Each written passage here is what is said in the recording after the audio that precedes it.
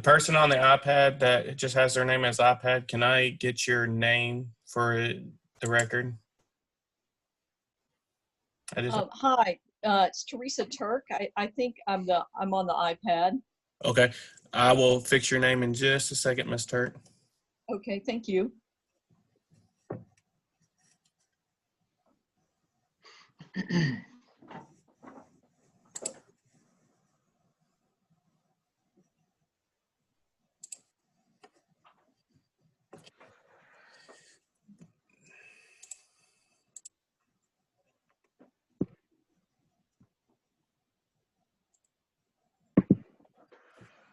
Good morning, everybody. Colby, do we want to give it a couple more minutes? See if we can get everyone in.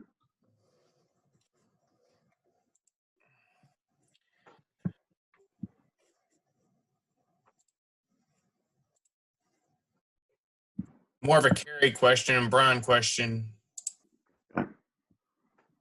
Well, if you're caught up, Colby, I'd say let's go ahead. We're 2 minutes past, and I'd say let's get it going. I'm not caught up, but I'm making my way through it. So. But Jake, I'm good. You could go ahead and go. All right. Well, good morning, everyone.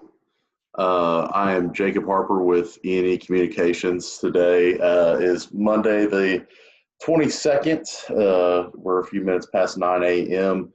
We're here for the first stakeholder meeting for the Office of Water Quality, CPP, and Antideg implementation policy meeting here this morning. Going to run through a little bit of housekeeping. If you can hear some typing in the background, you'll see that Colby is working hard to get everyone's names changed in the background to make sure that that reflects for the record to know who's here and who's participating. All the lines this morning are going to be muted except for the exception of a few co-hosts and myself. But when it gets to the point to have some input and have some people reach out and interject some stuff, please use the chat feature or the raise hand feature if you're on Zoom, which I do believe most people are. And you can do that by either private chatting Colby and requesting to be unmuted, or raising your hand, and then he'll send you a notification that says you can unmute. And at this point, I wanted to remind everyone that if you're an approved stakeholder representative, that you should provide your phone number if you're using a phone to call in. And those moving on, for the purposes of this specific meeting, stakeholder representatives have the commenting privileges. We are not going to open up for public comment until possibly later in the meeting. We'll discuss that.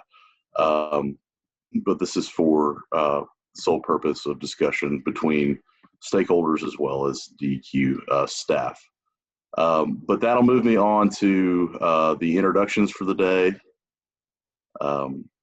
This morning we have DEQ facilitators and staff. To start off, we have Dr. Robert Blands. He is the Office of Water Quality Associate Director. We have Brian Leemans. He is the Senior Operations Manager for Office of Water Quality. We have Carrie McWilliams, NPDES Engineering Supervisor. Dr. Zachary Carroll, NPDES Permit Engineer. Faison Khan, NPDES Permit Engineer. Shane Byram, NPDES Permit Engineer. Jessica Sears, NPDES Engineering Supervisor. We have Joe Martin, Planning Branch Manager, on the call, and Mary Barnett as an ecologist coordinator. And at this point, I'd like to remind that we had a stakeholders list. We're going to pull that up, Colby. That was due to be submitted on the 17th, and I think it should be up to date as of this time. But that'll move on to those in the viewing public. Oh, sorry. Yeah, there we go. Those in the viewing public that are participating today, you'll be muted for the duration of the meeting. If you have any comments or questions, please email the Office of Water Quality. I'm going to give you an email here. It is CPP-antideg-comments, that's multiple comments, at adeq.state.ar.us. I'm going to say that again. It'll be CPP-antideg-comments at adeq.state.ar.us. And moving along, that's going to give me time to welcome Dr. Bob Blands, Associate Director of Office of Water Quality. Thank you, Jake. I want to thank everyone for participating in this stakeholder meeting. We've tried to engage a broad range as we can. However, you know, as most of you know, sometimes it's difficult to make a lot of progress when you have too many folks in a meeting, or particularly on a phone call like this. So please be cognizant of the time. The CPP stands for the Continuing Planning Process, which is all states are required to publish and submit to EPA for approval. It's sort of the work plan for the state water quality programs. We primarily use it in the permitting process, and if you read some of our permits and the fact sheets and the statement of basis, you'll see references to the CPP by the permitting engineer as their justification for a particular permit condition. Also, water quality permitting and planning branches have been working on this now for over a year and a half, as our schedules have allowed us to proceed. And it wasn't unusual in those meetings to spend an hour on a paragraph, so it was slow going. The CPP was last updated in 2000, so it's 20 years old, and I felt it was time to bring it up to date as best we could. I'd like to thank Ms. Carrie Williams, PE, who is engineering supervisor in our permits branch, for leading this effort. Her capable assistant, Faison Khan, who actually did most of the work putting the various versions together. Faison is relatively new addition to our engineering staff. Also, Joe Martin, who is our planning branch manager. Joe came in about halfway through the process, but members of his staff, particularly Mary Barnett, have been participating all along with this. As you can see the document, we've got a lot of pages to go through and not a lot of time to do it. After our meeting, what we'll do is we'll take your comments and we'll revise the CPP accordingly. Then we'll go out to public notice for 30 days and solicit comments. Now we don't plan on issuing a formal response to comments, but we certainly will look at the written comments for on the draft final regulation. Russell Nelson with EPA Region 6 Water Division, who's on the call, will likely lead the review for the region. Our next meeting will be on July the 7th. And with that, I'll turn it over to Brian. Okay, thank you, Dr. Blands. I also would like to welcome everyone to meeting 1 of 4 of our stakeholders meeting for the continuing planning process and the anti-degradation implementation methodology. I first echo Dr. Bland's comments about our staff and participation. Many thanks to Carrie McWilliams and Jessica Sears, the engineer supervisors who have led the permitting side of the team. Of course, Faison Khan and Zachary Carroll, we'll hear from a little later, and Shane Byram, also instrumental in our ongoing review from the permit side. Kobe Ungerank is also permit engineer. He's in the background handling sort of the ins and outs of the naming and working our Zoom today. And I can't forget about all the efforts from our Office of Water Quality Planning branch, Jim Wise, Mary Barnett, Joe Martin, as they've assisted these two document reviews for the past couple of years. And also, last but not least, Jake Harper with our E&E Communications is also helping us stay on track with our meeting today.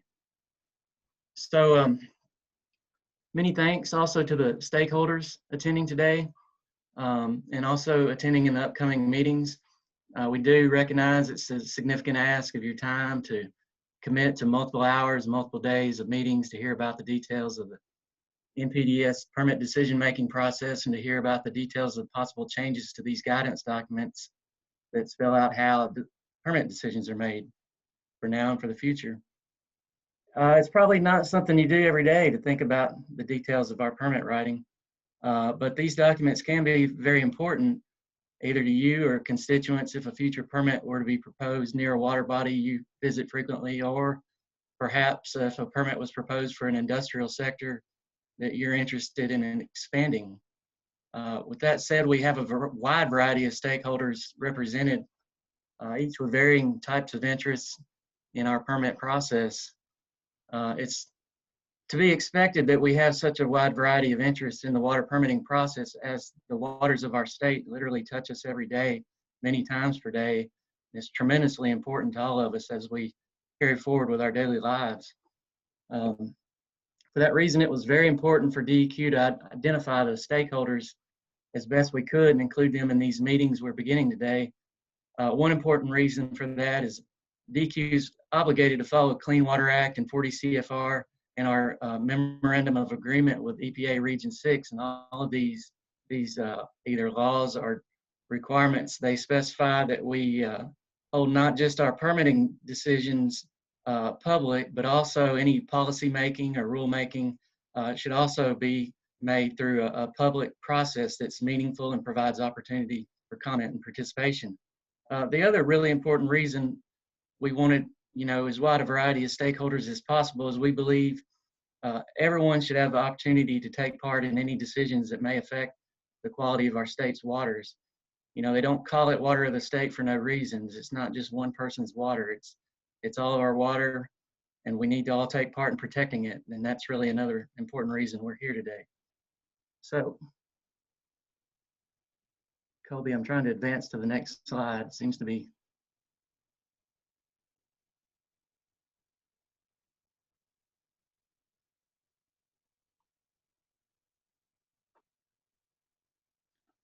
So the purpose of the meetings is primarily to educate or inform, or as the case may be, maybe remind where we stand and what the CPP is and what the anti-deg implementation procedures are and what they're meant for.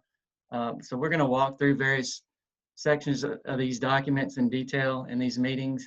But the main reason for the meetings is to solicit comments.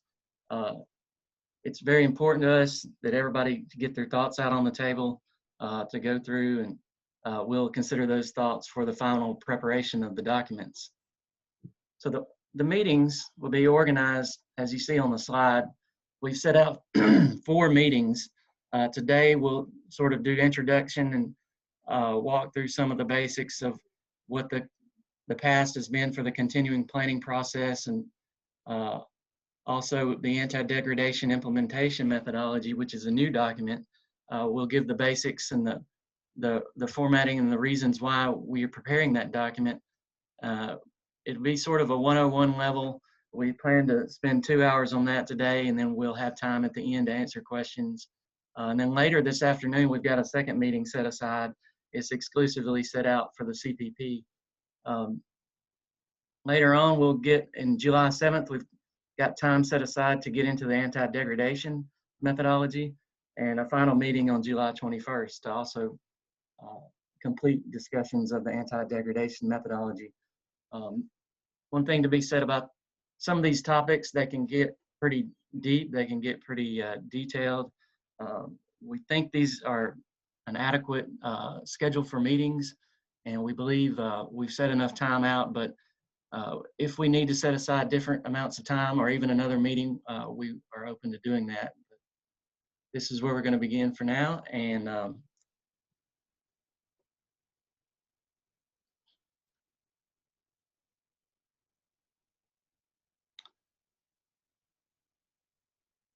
So at the end of each meeting, I think I said we're going to offer an opportunity to provide comments. We've also got the chat, which you may enter comments as we go, and we'll try to keep track of those. We're going to move forward. With that, I am going to turn it over to Carrie McWilliams, and she's going to begin sort of the summary of our CPP. And Carrie, if you are there, if you're ready. Yes, yeah. Sounds like I'm getting some feedback. Okay. Okay, yeah, I'm going to cover the continuing planning process, the draft that we have thus far. Colby, do I have control of the? There it is. Okay. The CPP, as Brian and Bob both alluded to, it describes how our water quality is assessed, and it describes how the permit limits are implemented. Pretty much the go-to, it's the roadmap of how we actually get those permits out. It's the backside of it as far as the program itself, and then actually what's implemented or what's required in the permits through the, as Bob said, the statement of basis and the fact sheets. The program itself, the CPP, one of the requirements is that it has to be submitted to EPA for approval. So after our stakeholder process, and we get it packaged up the way that we feel is appropriate after addressing stakeholder comments, we will be submitting that to EPA. We're tentatively planning that's probably sometime this fall.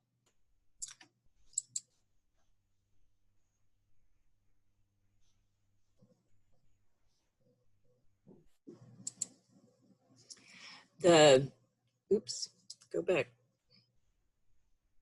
Yeah, there we go.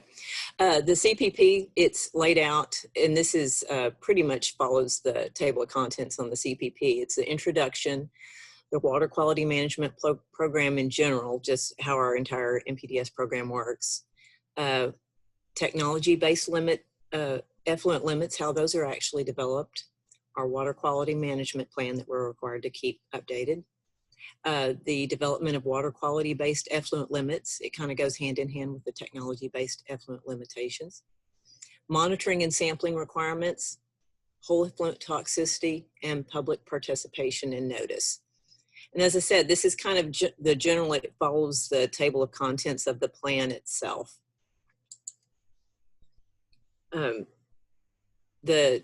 On the next slide, I'd like to point out as far as who this actually affects. It should be intuitive, but just to go over it, obviously the Office of Water Quality staff, how we actually do our jobs here, significantly the permitting folks, but certainly the planning folks as well. The MPDS permittees, again, as reflected in all their permits that are issued in their statement of basis or their fact sheets, it follows that guideline. And for all new facilities or expanding facilities, because there's sometimes little nuances when there's new things that come up and we have to go back to the CPP to make sure that we're following and implementing it correctly. And then, and again, the last aspect of it is those actual processes and the limits and how we go from criteria and actual numeric limits in the permits or conditions in the permits. So all those things are affected and play into it. Our next slide, we're gonna talk about, and I'm just gonna briefly, there's a lot of verbiage here, but I'm just gonna briefly touch on these because the purpose of this is just to kind of give you an idea of what's going on.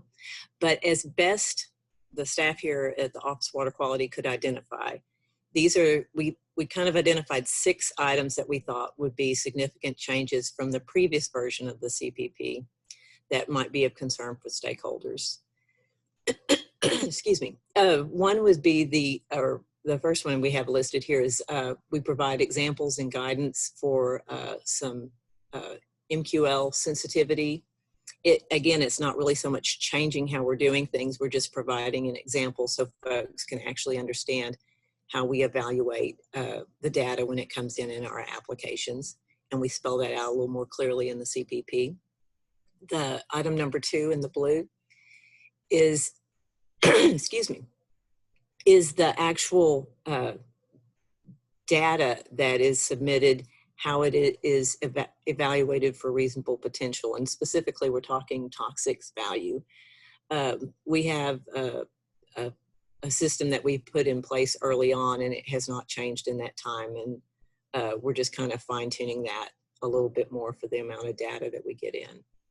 The third item at the bottom of this page is the option to use site-specific hardness values to determine toxic metal water quality criterion for receiving streams of interest, as opposed to just using ecoregion based values. I had a hard time spitting that out, but honestly, it's probably one of the most straightforward items we have.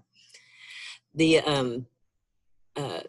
next item, the one at the top of this next page in purple, is specifications for using whole effluent toxicity for short-term stormwater only discharges, and kind of a guidance to be using acute testing as opposed to chronic testing. That's become an issue for various reasons, but we're addressing that in the CPP. The fifth one in the blue again in the middle, the addition of site-specific criteria using the recently developed implementation of the biotic ligand model, referred to as BLM, for site-specific criteria for a host of various metals, as opposed to the hardness-based metal criteria determination. This is kind of a new direction that EPA has been providing us guidance to go through. And then last and certainly not least is the anti-degradation implementation methodology. That is something that we call out in the CPP, and I feel like I'm kind of the warm-up band for the anti-deg, because the CPP is necessary, but the anti-deg is certainly the thing that has everybody's interest. And with that, at this point, I'd like to turn this part of the program over to Zach Carroll, and he'll be providing you the summary of the anti-degradation implementation policy. Thanks. All right, yeah, so I'm going to give a brief summary here of anti-degradation. As we discussed earlier, we're probably not going to have time to get into too much detail with this today. Today's meetings are going to be mostly on the CPP, but at the future meetings, we'll get into this in more detail.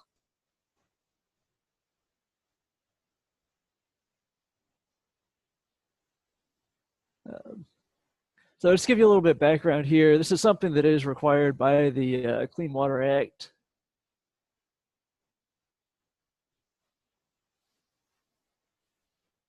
This is one of the three pieces, we say, of the act that are used to protect waters. There's the designated uses, the water quality criteria, and the anti-degradation policy. There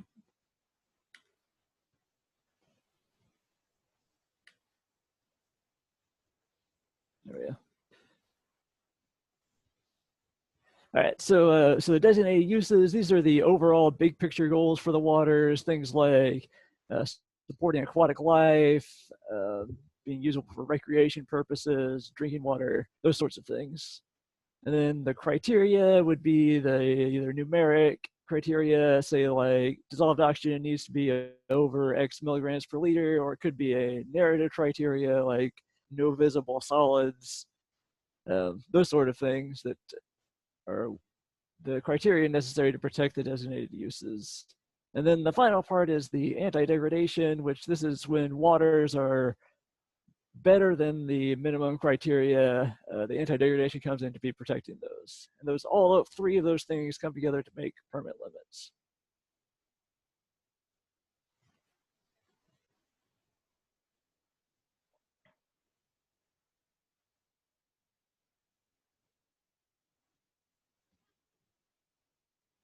So part of anti-degradation is that designating these three different tiers of water quality. And this is something that has already been done. This is part of Rule 2. It's been in there for quite a while. We have the Tier 1, which is just the bare minimum to meet the standards. The Tier 2, these are higher quality waters. And then the Tier 3 are the outstanding resource waters, the specifically designated water bodies that are of exceptional interest.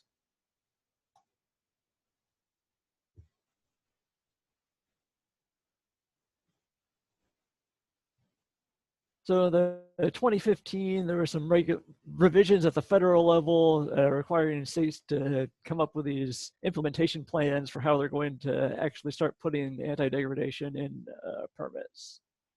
And our current plan in Arkansas is we're going to use this hybrid approach where the tier 3 waters are going to be designated on a water body basis because they already are designated in Rule 2. And then tier 1 and tier 2 waters are going to be done on a parameter by parameter basis. So for example, water could be tier 1 for dissolved oxygen, but say tier 2 for lead or something, for example.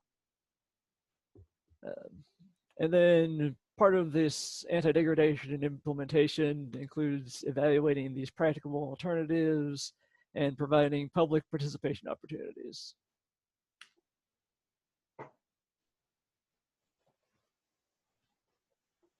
So it's kind of hit on this a little bit earlier as well, but so the anti-degradation is going to be split into two parts here. That there's the policy, which is something that's already in Rule 2 that sets those tiers of waters and says that they will be protected. And there's going to be a separate document that'll be the anti-degradation implementation methods. It'll be how we implement our anti-degradation in permits.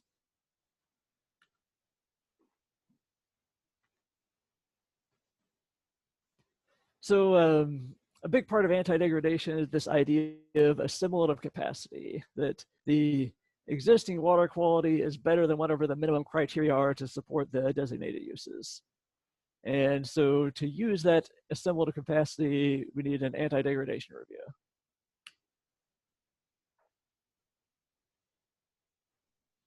So this is just a diagram here trying to illustrate that in many cases, the existing water quality is going to be a lot better than the minimum criteria. So previously and currently, a lot of the times, whenever a permit is issued, it'll be using up the entire assimilative capacity. And as long as you don't go below that water quality criteria, then there shouldn't be any impairments or any problems with the water. Then the idea of anti-degradation here is looking at do we really need to give away the entire assimilative capacity, or could better technology be implemented to only use part of that capacity and save some of it for the future? So part of looking at using this assimilative capacity is the justification of it. This includes things like, is there going to be a benefit to society? How much degradation is it going to occur here? And if there's a significant amount of degradation, then start looking at an alternatives analysis, with the base case being using up all of the assimilative capacity, and then comparing that to, well, how much more would it cost to, say, use up less than that, or use up none of it at all even. And then all of this is will be open to public participation. The anti-degradation review will be public noticed for comments, just like the permit.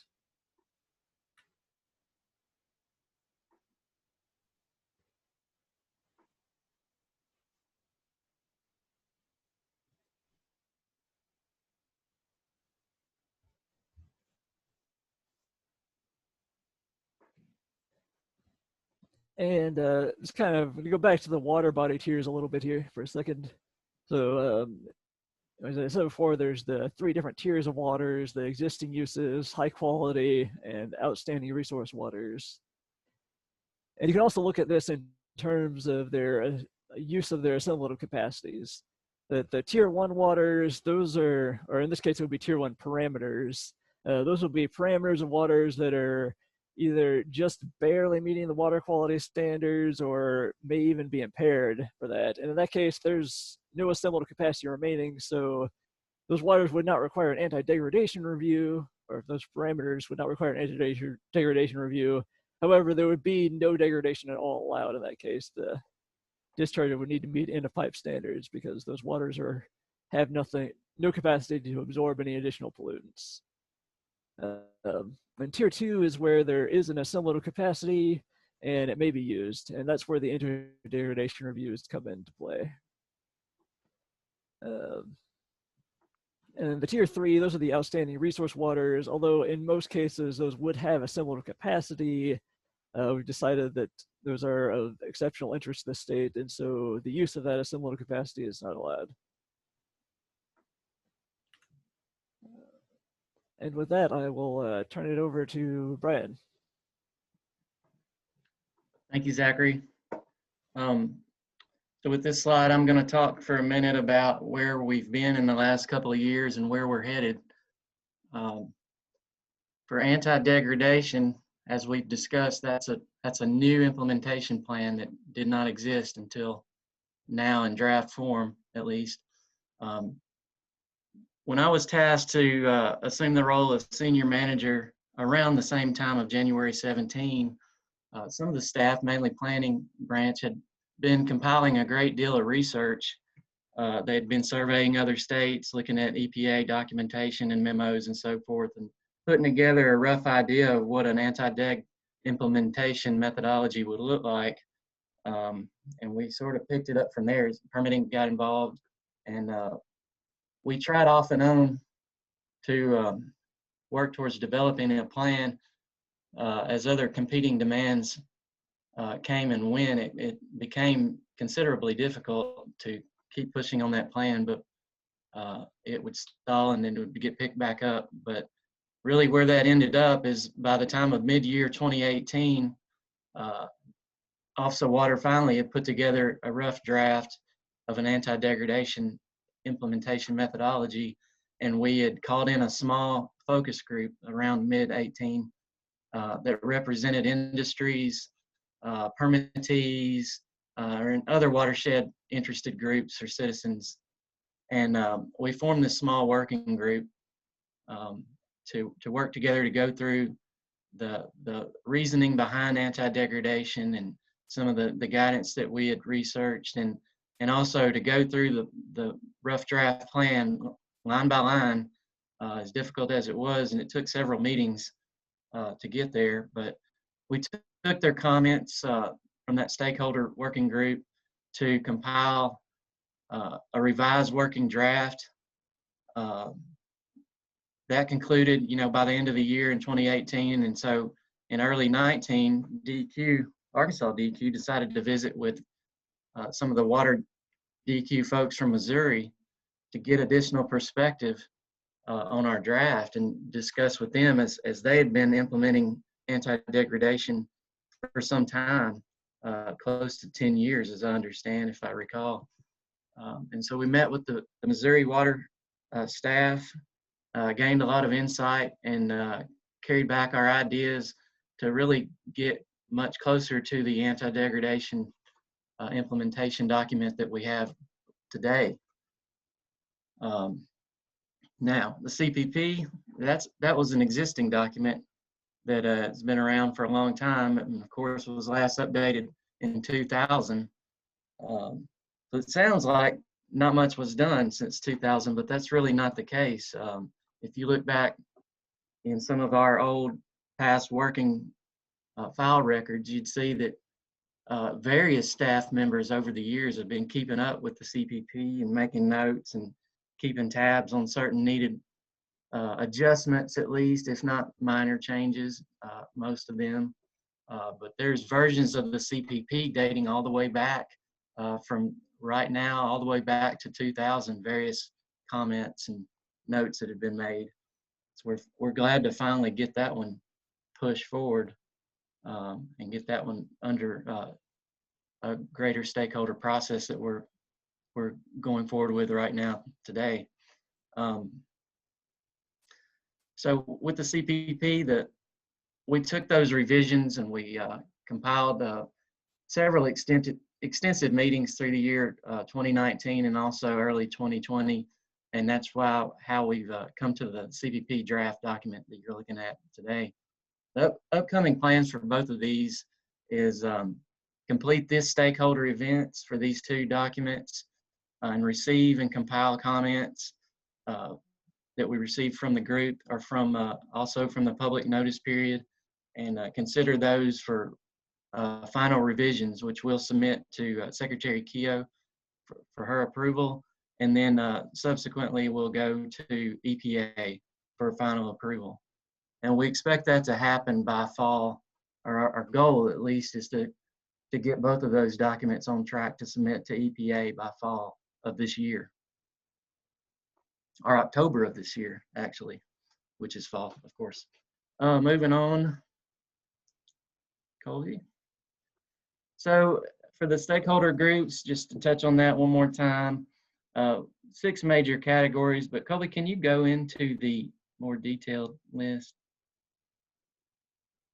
This is the list that shows the identified stakeholders under each of those category types, and we can come back to this if we need to at any time. But again, the point was to identify as many of those parties that we had worked with over the years or that we had identified as having significant interest in our permitting. And you can see those listed here, and we've followed through with contacting these groups accordingly. Again, we'll have the public process for full comments of anyone, not just someone in stakeholder groups, that will be coming up soon after as we finalize our documents. But this is just a basic summary of the current stakeholders. So next one.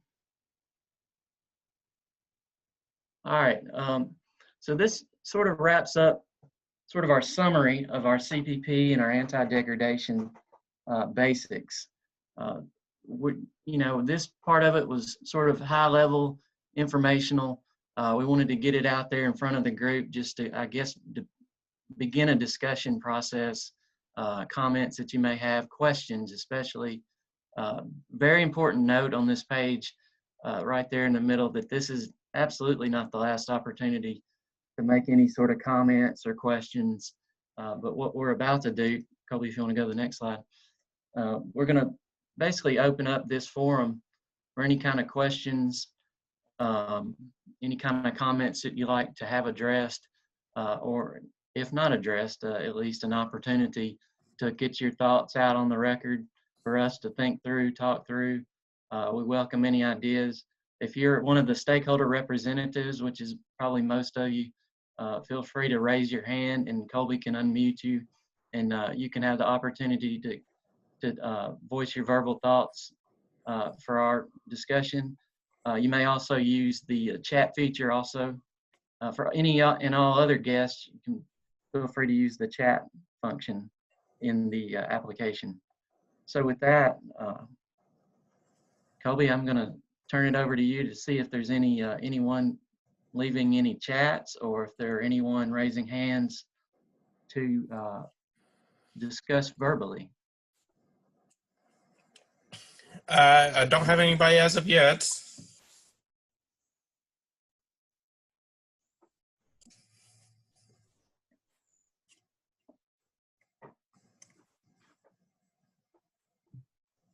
Is there anyone on on the DEQ side that has any thoughts or anything we may have missed talking about? Again, on this being pretty high level to start off our morning, keeping it fairly basic. Brian, I have a request. I have a couple coming in. Okay. Can you clarify when the initial comments on the CPP are needed?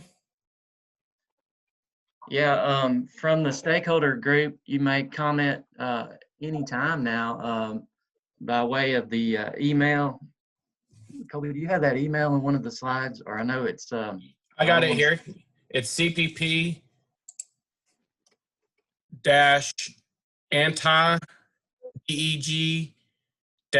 comments with an S at adeq.state.ar.us.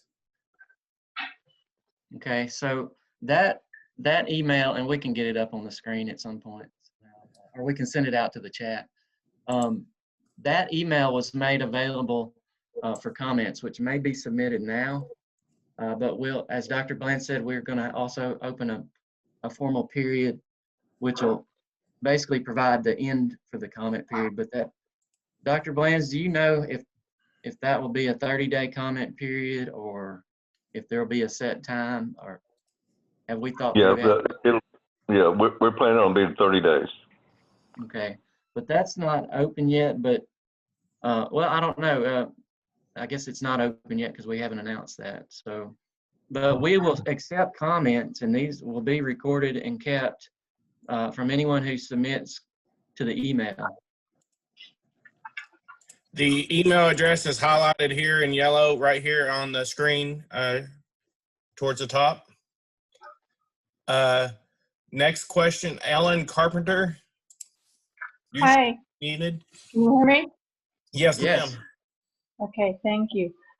First, I would like to say thank you for holding this stakeholder group. As you pointed out, the CPP, as far as I know, was originally started being drafted, this iteration of it, back in 2016 when DEQ invited 7 interested stakeholders to help do an initial draft. That was, as I recall, it was 2 permittees, Entergy and Little Rock Wastewater, and 4 consultants, 2 from FTN and 2 from GBMAC, and the director of AEF, which I assume everybody knows is a nonprofit organization that advocates for Arkansas industry regarding environmental policy. And then later on, it was when you got to the anti-degradation implementation, you opened up the stakeholders to a few more people. You listed only 3 on the list of who was involved in that. There were more people, as I recall.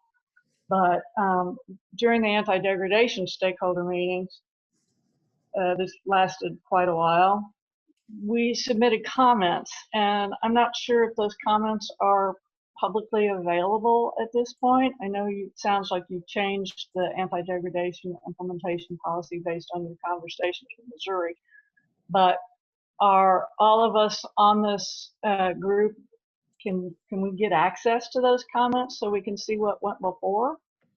Because I don't remember seeing all of the comments that were filed, I don't think. That's one question. I have a few. Okay. I mean, that's all public record, so we can make those available either on the website and dedicate a location on our CPP anti-deg page. If not there, we can certainly provide them in some I think form. that'd be helpful. There were also notes, minutes that were taken of the meetings. And so, I mean, if people are interested in the anti-degradation policy, it might be helpful to see what conversations have been held before.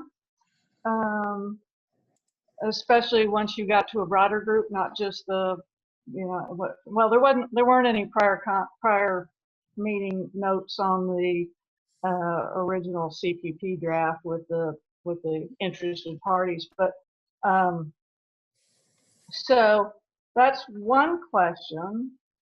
And then the second one I have is that, we've been working on this for years. I'm just afraid this is a lot of technical information and it's going to take a bit to digest. So I'm just betting that there might be a need for a few more meetings than just the 2 that you had currently scheduled.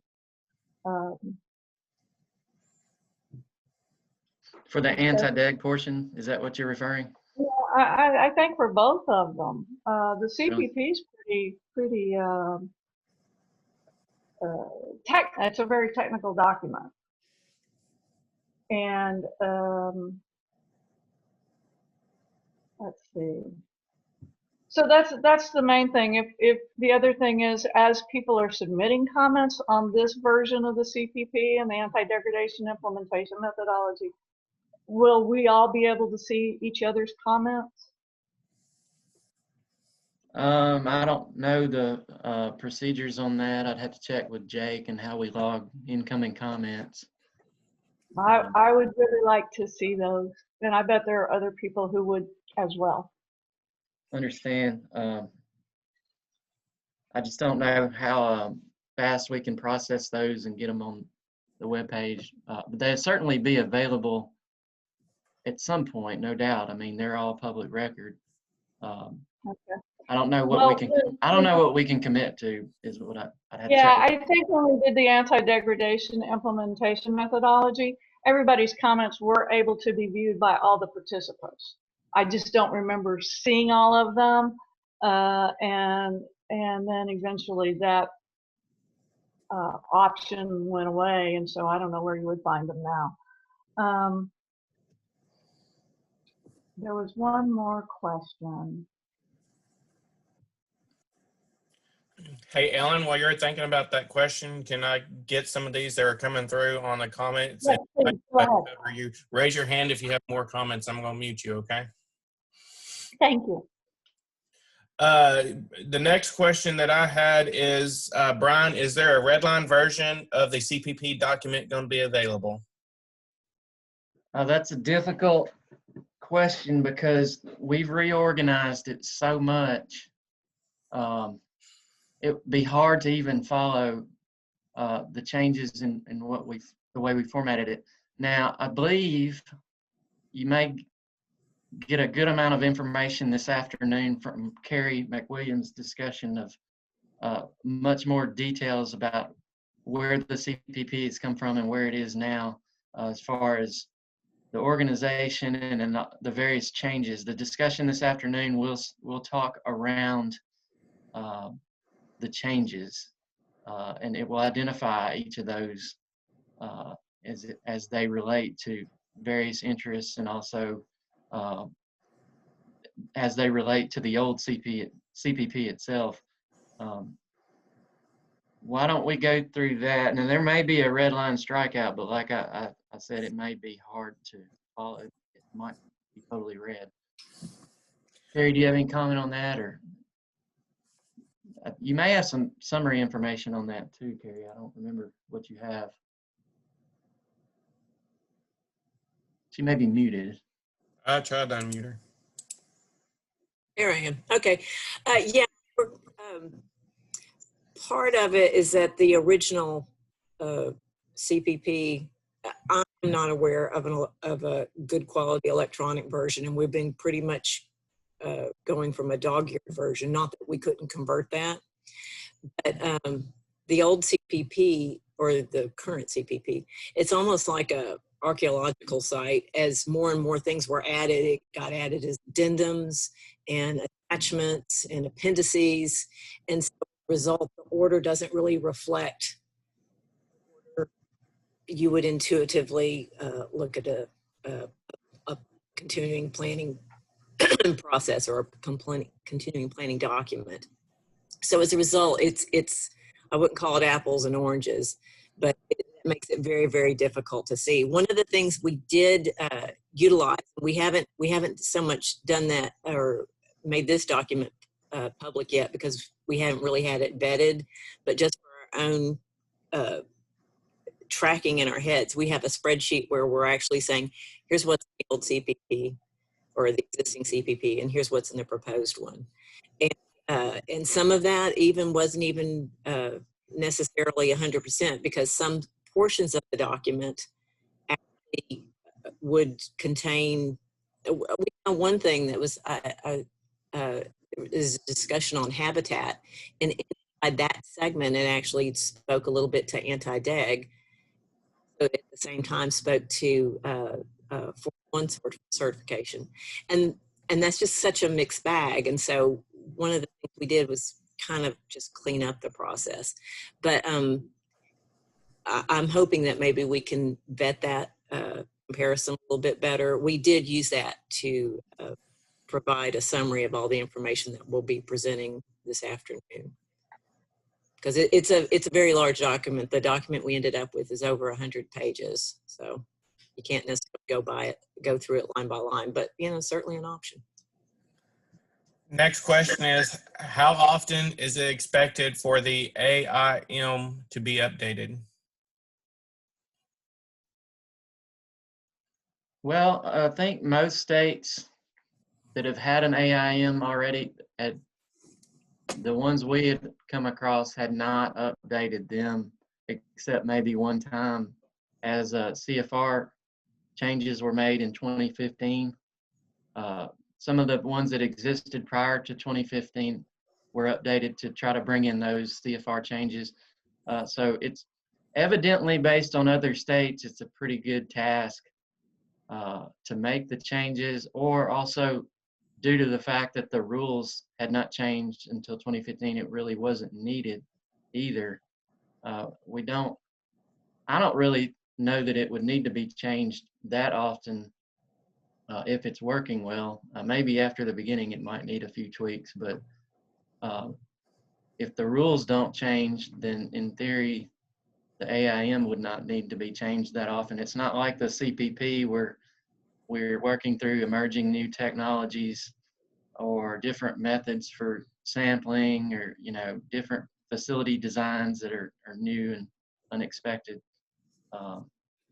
The anti-deg is just a method for evaluating the need and usefulness and proper technology of a change. So I would not expect the AIM to be updated nearly as often. There was a suggestion for the July 7th meeting to be held in the morning only because there is an EPA webinar starting at 1 p.m. with the states and tribes about the revisions to the Clean Water Act. I think that's a good comment. I noticed that myself the other day.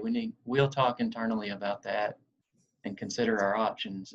The thing we found with scheduling these is it's pretty difficult to find a time that works for even scheduling inside our own internal folks. It was really hard to find good times.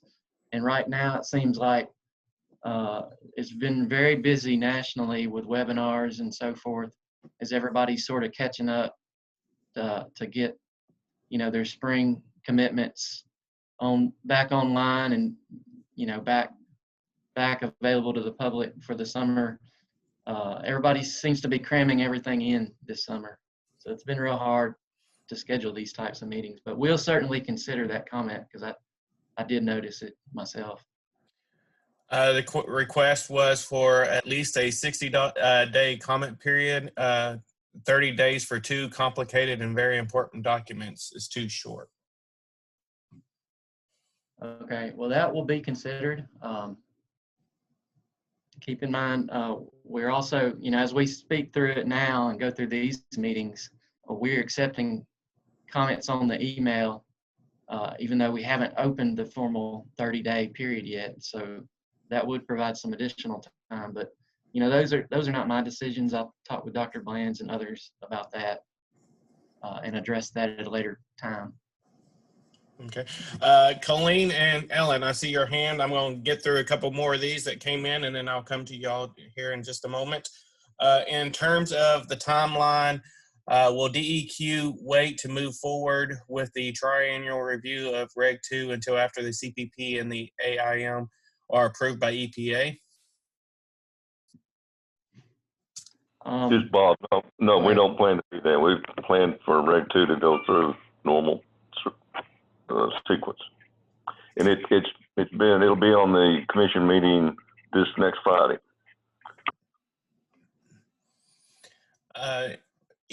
This is a question from EPA. EPA was not invited to the initial AIM work group, but provided comments directly to DEQ. Based on the initial look, DEQ incorporated the majority of EPA's comments.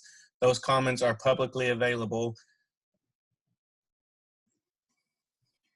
Yes, that's true, and thank you for that, pointing that out. There is a compiled comments from the 2018 work group mentioned in on the DEQ's website. They sent a link, and I could send it to somebody, and we could share it later on this afternoon, or I could try to share it here. Bear with me.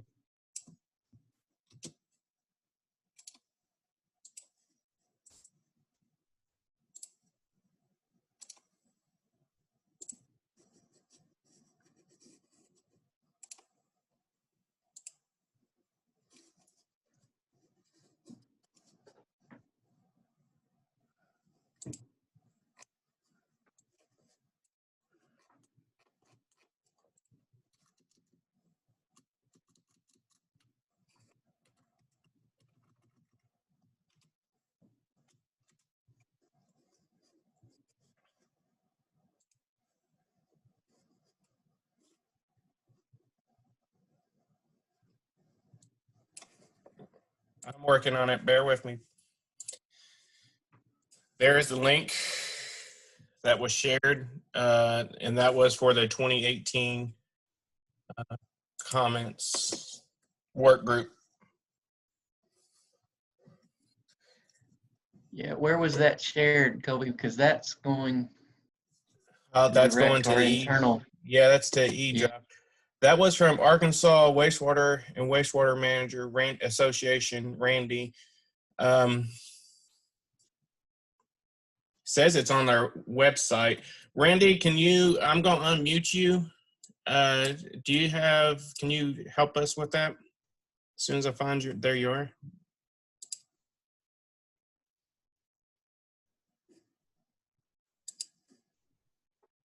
Okay, can you hear me? Yes, sir. All right, yeah. So I actually sent you the whole link that was where I had it saved on my drive. But if you start the link at the ADQ/Antideg, the rest of that is where it's at on the ADQ website. Thank you. Brian, I will work through and show that on our website in a minute. Colleen, coming to you.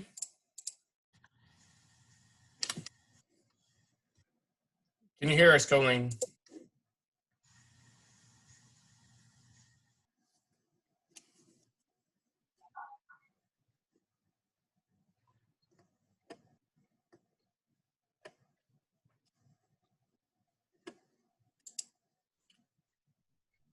Colleen? Yes, can you hear me? I'm trying to talk.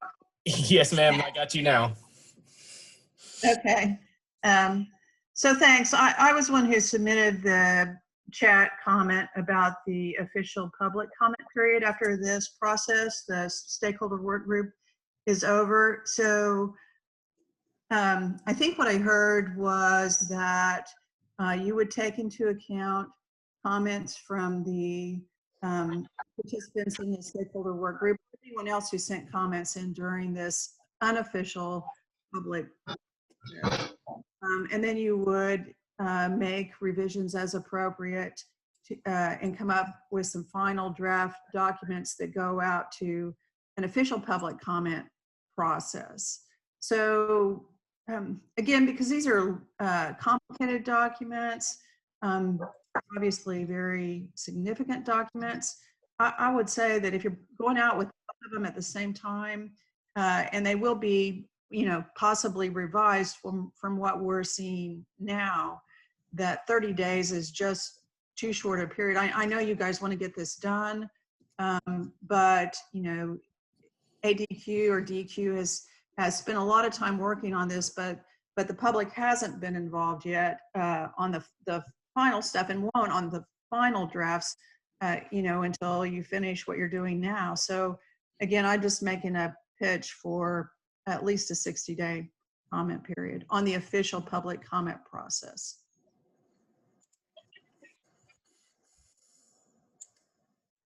Yeah, I can appreciate that. We'll consider it. Thank you. Ellen? Hi, yes, hello again, thank you. I had two questions. Whenever the final draft of the CPP is forwarded to the EPA, will the public comments submitted during the formal public comment period be provided to EPA for their review, just so they know what the public has said? And my second question is, I'd like to see EPA's comments on the anti-deg methodology. So how can I get those? I don't know if we posted those on our website, but I don't know that we have those posted anywhere. But with that comment, was EPA referencing a location? I would ask them. Well, I guess I can submit a FOIA request, but I mean, I'm sure I'm not the only person who's interested in seeing EPA's comments. Russell, I'm going to unmute you and see if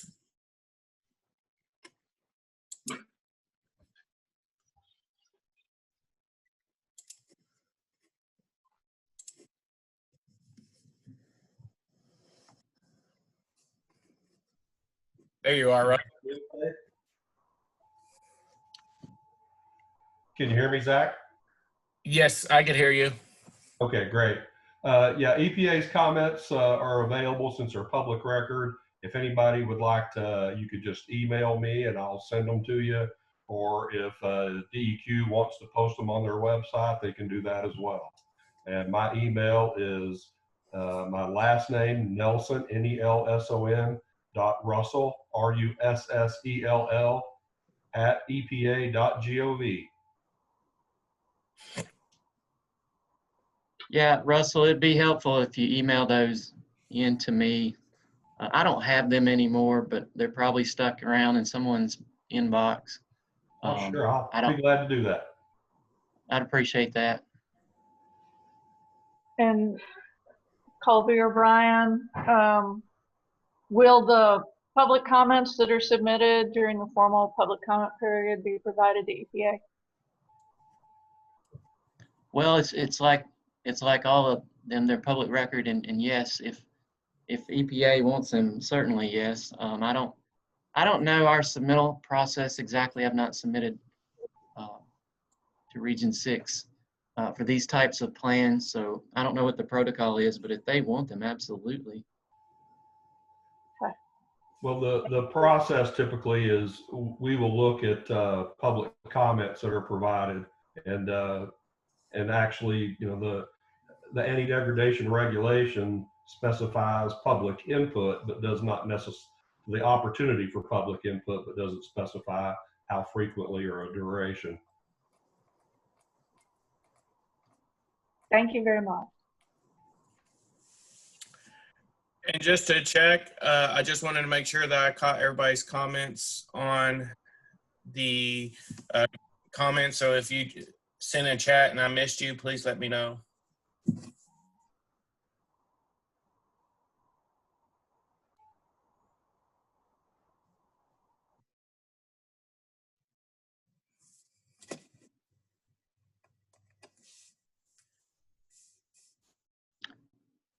So are there any more comments from DEQ side or EPA side, or any observations from any of the stakeholders?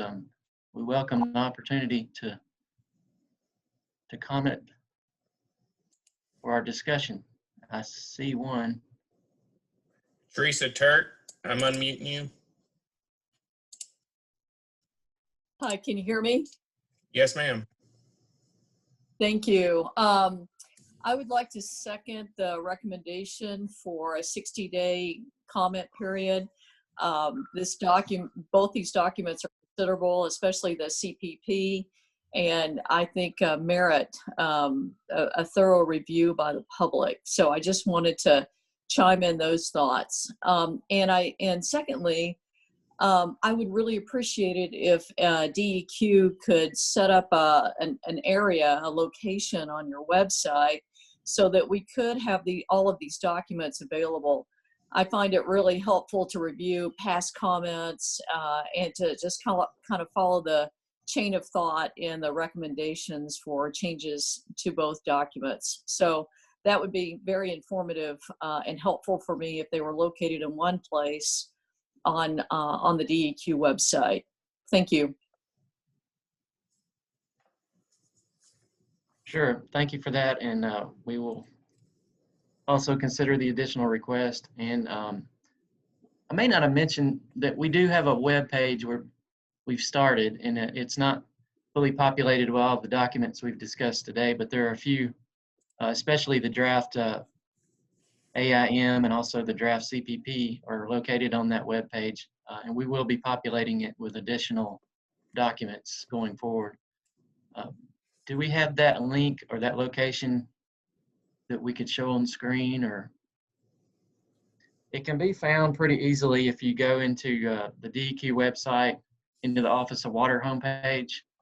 You'll see a link to that page on the left side. Brian, I'm working on it. DEQ website's giving me fits right this second.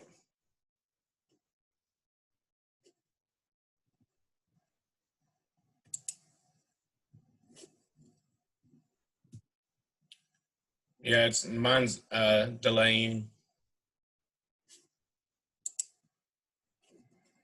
There it comes.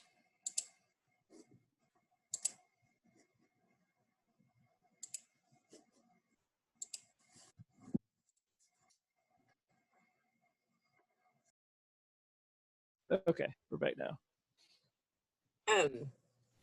Do we still, can I share a screen? Because I've got it up on my, I guess I could find out.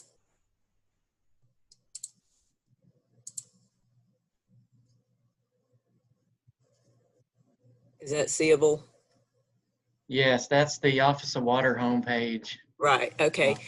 And you'll see here on the right, on the blue banner, the continuing planning process and the anti-deg implementation methodology.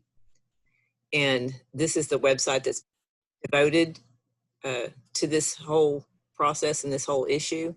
You can see there's some narrative, and we're just, as Brian said, we're just starting to populate there on the left-hand side. We have the draft CPP, which we'll be discussing this afternoon, the current CPP, and then also the draft anti-deg implementation methodology. We will be posting as soon as we can the stakeholders groups and the representatives we have there. And then also the stakeholders comments. Obviously, as Brian and Bob discussed, we would have to vet these, but this is our intention, is to be the repository of those sorts of documents that folks have been asking about in this meeting, you know, again, as vetted. And based on what is decided, this is where we would be providing that information. You can see the website. Like I say, if you just get on our website and go to the Office of Water Quality, you should be able to go right to it. Is Colby back? Yes, I'm back.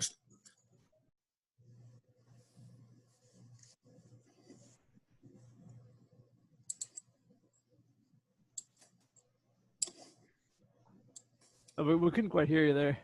Yes, I'm back. So are there, Colby, I can't see all the participants. I don't have any more Are there- comments. That's all the comments that I have so far. Okay. Are there any others online that would like to comment or speak or send a chat question?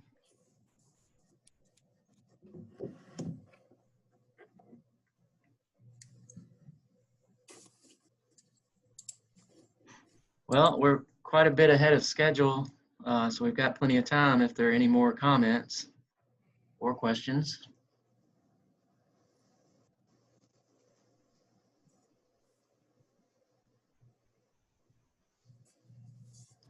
If there are not any more comments or questions, we will have more time after the afternoon meeting as we go through the CPP. We'll have time to touch base on any of this morning's talk and also the more detailed discussion this afternoon. Like I said, there's plenty of time now if anyone thinks of any last thing. Got one. Got something? Yes. If the list of work group participants will not be posted online immediately, will you please email it to the participants?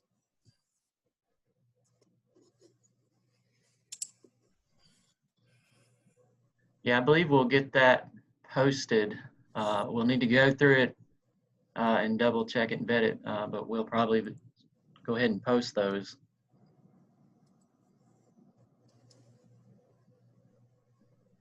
I believe it is posted right now. Is it? On that website that's linked below. If you look at, there's a CPP and anti-degradation stakeholders. It's on the related links and documents on the left side there. I think we just posted it on Friday, so it was pretty recent that got put up there. Okay. Yeah, and if it posted Friday, that means it'd probably be midnight, Friday night, Saturday morning before it is available. Due to our website would sync at midnight. Just something to keep in mind for future documents.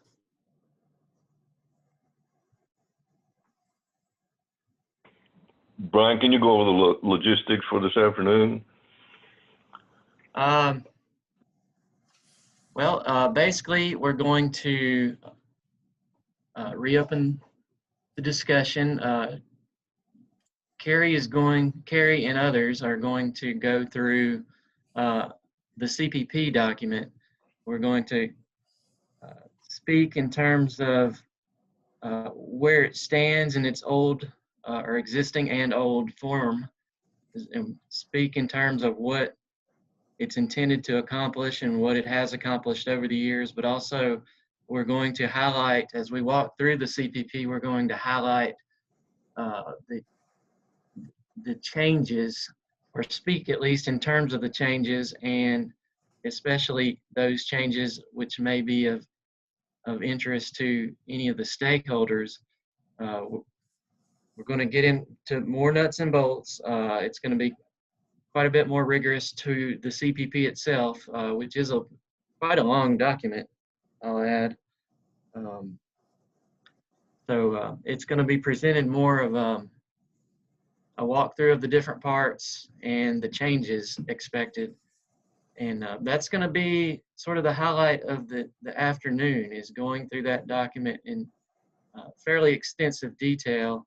And similar to this morning, we're going to have an ending session of questions, comments, any requests or requests for documents and so forth. This is very similar to what we're having right now. We'll have sort of an open forum at the end.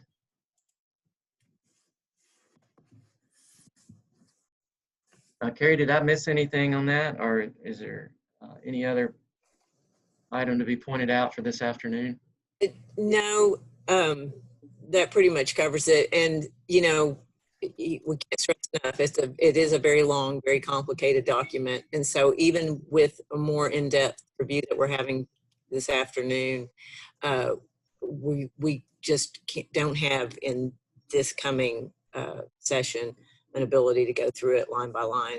And I don't think we could stomach that if we wanted to, but we're going to present more from, as you said, here's what's different, and here's what we believe is of concern. And we'll probably tease out more information later in the process. You know, the next two meetings are going to be the anti-deg in July, but that's not to say, as was mentioned by some of the comments, that we couldn't expand more discussion. I want to, Brian, can you hear me? Yes. So I had one heads up that comes in. Somebody had a raise hand feature not working. If it's not working, anybody's raise hand feature is not working, just send a chat to me privately and I will read it out. Or you could even request to be unmuted in private chat and I can unmute you there.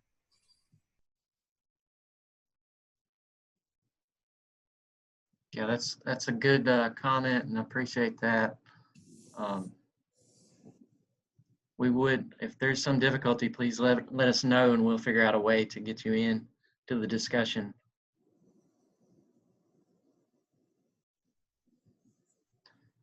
So with that, if there are not any other questions or comments, we are planning to meet back here. We should have a link that was emailed for the afternoon session.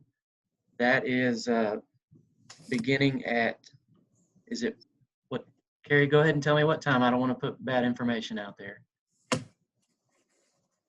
Check my calendar. It's at 1 o'clock, 1 to 3 o'clock. At 1 o'clock, 1 to 3, we'll be getting into greater details on the CPP. And similar to this morning, we'll be having an open forum for discussion. And if there's not anything more for today, we'll see everyone back here at 1 o'clock with the link for the afternoon session. Are there any closing remarks from, I do see a hand coming up. I'll offer that to Beaver Water. Had a comment? Yes. Can you hear me? Yes, ma'am.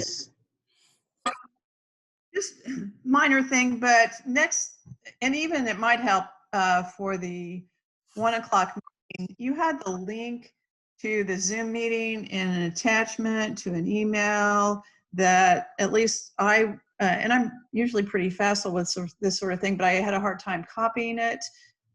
So could you just send the link in an email itself? That would make it a lot easier for people to join. I think that can be done. I'm looking at the invite. I believe it was probably forwarded to you by someone on our staff. I think we can arrange that. Also, just to point out on the website that we went to, that Zoom invite's on the website too. So if you just go to that page, it's there. Just make sure you're clicking the afternoon session and not the morning session. Great, thank you. Well, great. I'm going to offer it to either Jake or Dr. Blands. Are there any closing remarks, or otherwise we'll wrap this up. Any closing remarks? No, I don't have it. All right, well, this will conclude the morning session of meeting 1, and we will meet back at 1 o'clock. We appreciate everyone. See you all at 1. Thank you. Thank you.